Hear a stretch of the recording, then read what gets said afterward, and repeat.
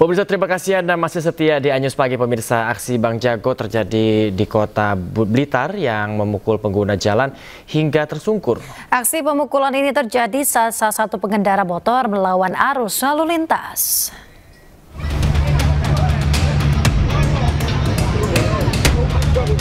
Aksi keributan antar warga dan pengguna jalan terjadi di Jalan Merdeka, Kota Blitar, tepat di depan kantor Pemkot Blitar. Keributan ini dipicu saat pemuda yang mengendarai sepeda motor melawan arus lalu lintas. Kemudian seorang pria yang datang tiba-tiba memukul pengendara motor tersebut hingga tersungkur.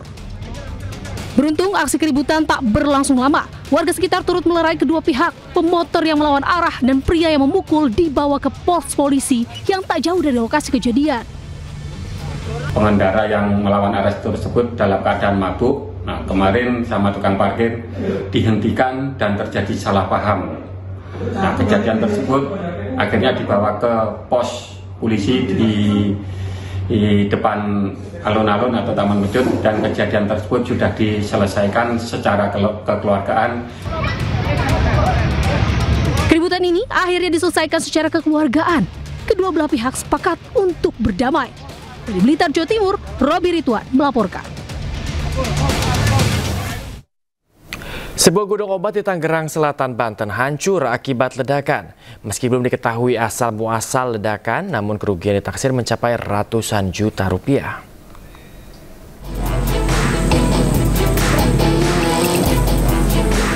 Sebuah kantor farmasi sekaligus gudang obat berlantai 4 di Jalan Jombang Raya, Tangerang Selatan, Banten hancur akibat ledakan.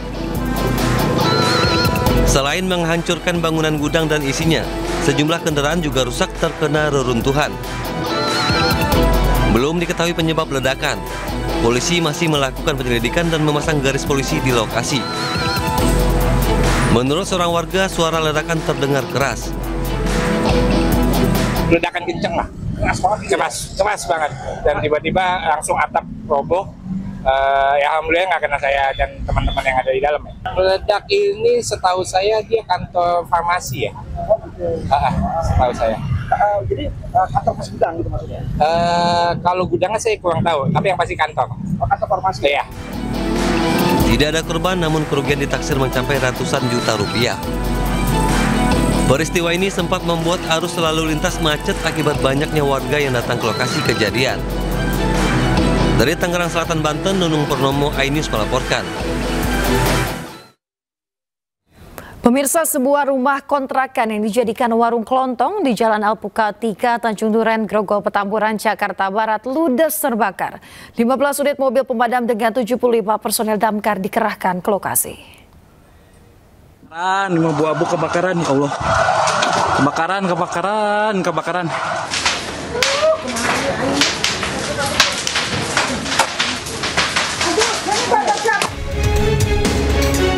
Kepulan asap disertai kobaran api menghanguskan sebuah rumah kontrakan yang dijadikan warung kelontong di Jalan Alpukat 3, Tanjung Duren, Grogol, Petamburan, Jakarta Barat. Tentu saja kebakaran di wilayah padat penduduk dan berada di gang sempit ini membuat warga sekitar panik. Warga takut kobaran api menjalar ke rumah lainnya. Tidak ada korban luka karena kondisi rumah dalam keadaan kosong ditinggal pemiliknya. 15 unit mobil pemadam dengan 75 personel damkar dikerahkan ke lokasi guna menjinakkan amukan si jago merah.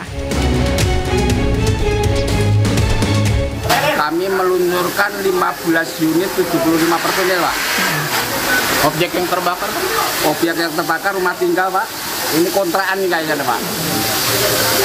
Pak, itu kan banyak gas, Pak. Ini warung juga atau gimana, Pak? Kemungkinan warung, Pak.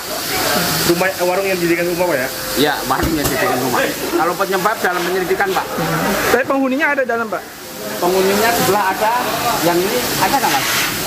Lagi kosong, Pak. Oh, nggak ada penghuninya berarti, Pak? Ya. Belum diketahui penyebab pasti kebakaran tersebut, saat ini masih dalam penyelidikan pihak kepolisian sektor Grogol, Petamburan.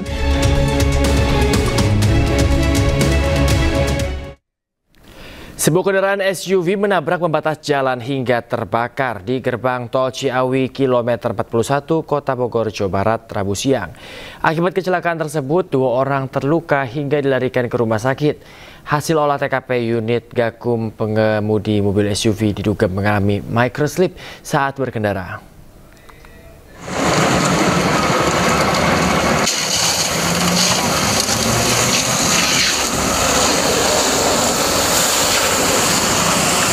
Kobaran api membakar sebuah mobil SUV usai menabrak pembatas jalan di gerbang tol Ciawi 2 kilometer 41 Kota Bogor, Jawa Barat.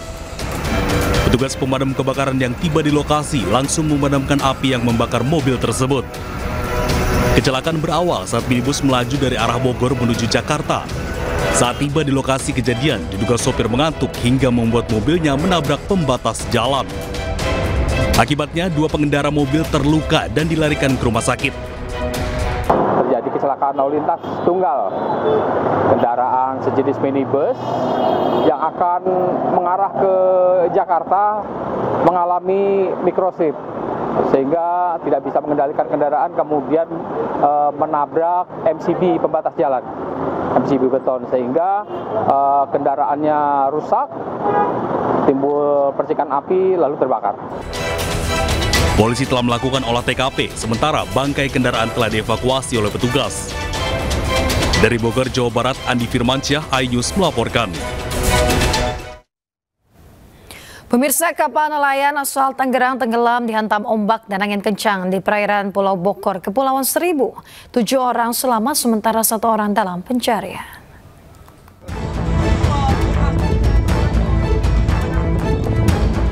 Inilah rekaman amatir milik warga saat sebuah kapal yang membawa 8 pemancing asal desa Surya Bahari, Kecamatan Paku Haji, Kabupaten Tangerang, Banten tenggelam di perairan Pulau Bokor, Kepulauan Seribu.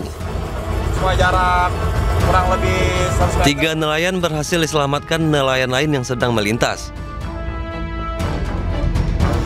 Mendapat laporan, tim SAR gabungan langsung menyisir ke lokasi kejadian dan berhasil menyelamatkan 4 nelayan yang terapung dalam kondisi lemas. Sementara 1 nelayan lainnya masih dalam pencarian. Kapal motor ini tenggelam diduga akibat dihantam ombak besar dan angin kencang. Operasi pencarian 1 nelayan yang masih hilang melibatkan berbagai unsur, seperti Basarnas, TNI Angkatan Laut, Polair, dan nelayan setempat. Dari Kabupaten Tangerang, Banten, Aimarani, iNews melaporkan. 6 orang tewas usai gelar pesta miras oplosan di Magelang, Jawa Tengah. Dan hingga kini polisi masih menyelidiki kasus tersebut dan sudah mengamankan sisa miras untuk diperiksa. 3 korban pesta miras oplosan tewas usai dirawat di rumah sakit pada Rabu sore. Sebelumnya pada hari Selasa 3 orang dinyatakan tewas. Kejadian bermula ketika sekelompok orang melakukan pesta miras. Diduga oplosan di sebuah gubuk di Dusun Gedongan Kidul, Desa Bondowoso pada hari Minggu. Korban tewas kemudian dibawa oleh keluarga untuk dimakamkan. Polisi masih menyelidiki kasus tersebut dan mengamankan sisa miras.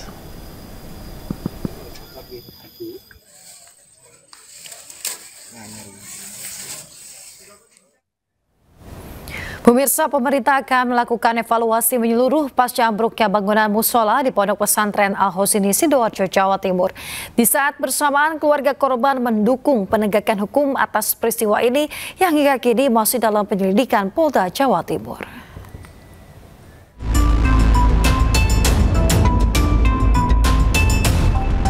Tragedi ambruknya Pondok Pesantren Al-Husini di Sidoarjo, Jawa Timur turut menjadi perhatian pemerintah. Banyaknya korban yang tewas dan terluka hingga struktur bangunan yang tidak sesuai terhadap dokumen legalitas dan persetujuan teknis yang bisa membahayakan menjadi perhatian pemerintah. Langkah teknis dan evaluasi bangunan setelah proses evakuasi tuntas dilakukan oleh tim gabungan. Koordinasi dengan Menteri Agama dan Kementerian Dalam Negeri diperlukan untuk melakukan pembenahan ponpes di seluruh tanah air. Sementara Menko Pemberdayaan Masyarakat Muhaimin Iskandar menegaskan akan membentuk satuan tugas guna mengevaluasi dan mengaudit bangunan-bangunan pondok pesantren di seluruh Indonesia. Pemerintah memprioritaskan audit dimulai dari pondok pesantren yang berusia paling tua, yakni di atas 100 tahun. Karena usia yang sangat tua, maka kita akan evaluasi. Dan kita akan mulai dari pesantren yang paling tua dan yang paling rawan untuk terjadinya hal-hal yang tidak kita inginkan.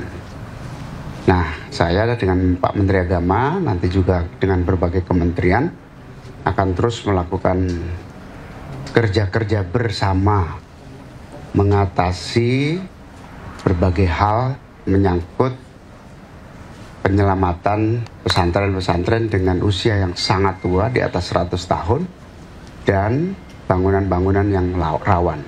Kita akan prioritaskan pesantren-pesantren yang memang sangat rawan dan sangat tua usianya. Tragedi ambruknya Ponpes Al-Qazini seharusnya menjadi peringatan keras dan tidak menoleransi bangunan yang mengorbankan standar keselamatan. Tim Liputan iNews melaporkan.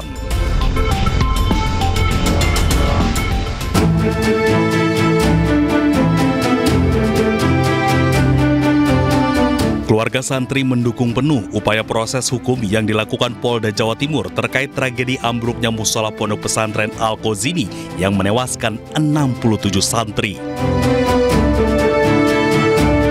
Wali santri menilai proses hukum harus ditegakkan meski keluarga tidak langsung mengambil jalur hukum dan menyerahkan kepada Polda Jawa Timur. Saya tekankan kalau ini ada pelanggaran hukum di situ, adalah kelalaian manusia, ya harus diproses siapapun itu, tidak memandang itu status sosial siapa, gitu. Hukum harus ditegakkan. Gitu.